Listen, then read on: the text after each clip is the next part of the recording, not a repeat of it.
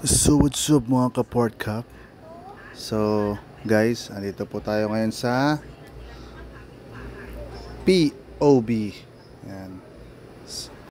Dito sa Pier 15 na pinapatakbo po ng ATI Manila. So ayan guys, ang inyong Port Cup El Capitan is in action. So ayun, andito po tayo ngayon at ina-assist po natin ang mga taga DOT NCR sa pangunguna ni Ma'am Ana. Kasama po ngayon nila ang mga OJT nila na sa tourism industry, yung pong nagpapa-accredit na para maging tour guide o kaya ay tourism officer. Yan. Yan po yung mga ina-assign sa mga tourist capital or tourist destination guys. So andito po tayo ngayon sa loob ng POB at nagkakandak na po tayo ng orientation kung ano ang meron dito sa pantalan na ito, kung ano po ang po pwede at kung ano po ang bawal gawin habang andito ka po sa operational area. So sa mga hindi pa po nakapag-follow, please follow FB Port Cup TV and YouTube channel na Port Cup.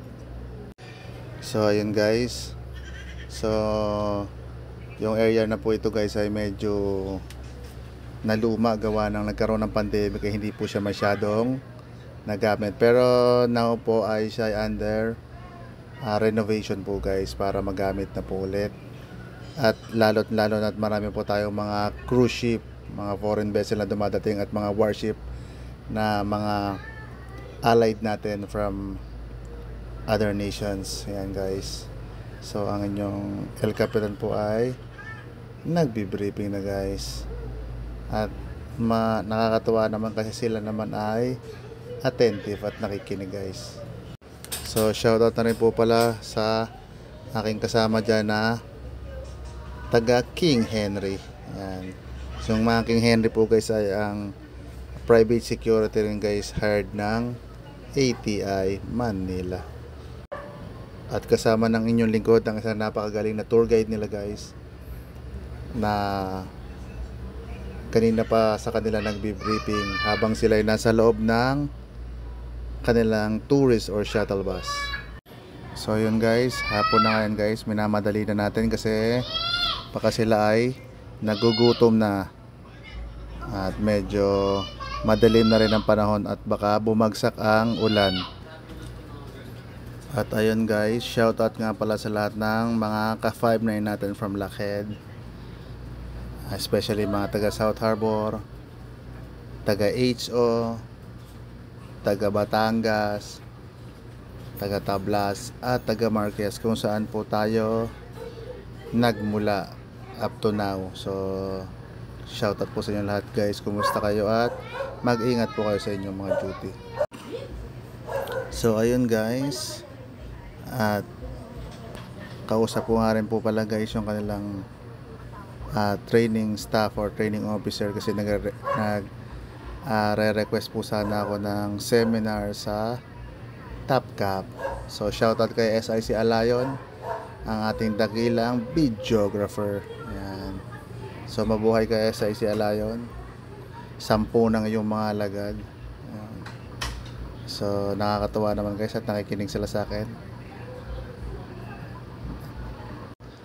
Naalala ko pa po nung ako ay nag-aaral ng education, kahit ako po ay lespo na, nag-aaral pa po ako ng education, kaya minsan tayo po ay parak na, minsan teacher pa. So shoutout sa aking mga classmates sa RSU CEP, sa secondary education at sa ESTI Criminology para sa aking bachelor degree for BS Crim. Yan. At shoutout po pala sa lahat ng mga taga Udjogan, Romblon at mga taga Cabiao, Nueva Ecija. So ayun guys, busy ang mga person sa kanilang pag-orient.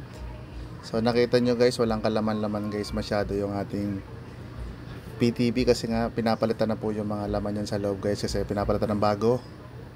At nag-ooperate na po kasi yung ating mga cruise ship. Ayan. So actually guys, napakagaling ng kanilang tour guide. Napakaganda niya magsalita. Talagang fluent na fluent. Talagang bihasang bihasa guys. Kaya sana maging ganyan din tayo pagdating ng panahon. So shoutout sa mga taga Oro Trident at taga Sotilibs Academy. Yan guys. At sa mga classmate ko dyan. Shoutout na sa mga naging classmate ko sa H-Tech. At shoutout sa mga classmate ko sa MSCJ, ang mga batang 641. So guys, ingat po kayo. So yun nga guys, medyo mahaba na ang ating orientation sa kanila.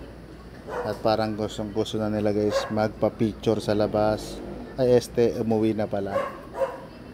Kasi nga hapon na. Baka maabutan pa sila guys ng ulan.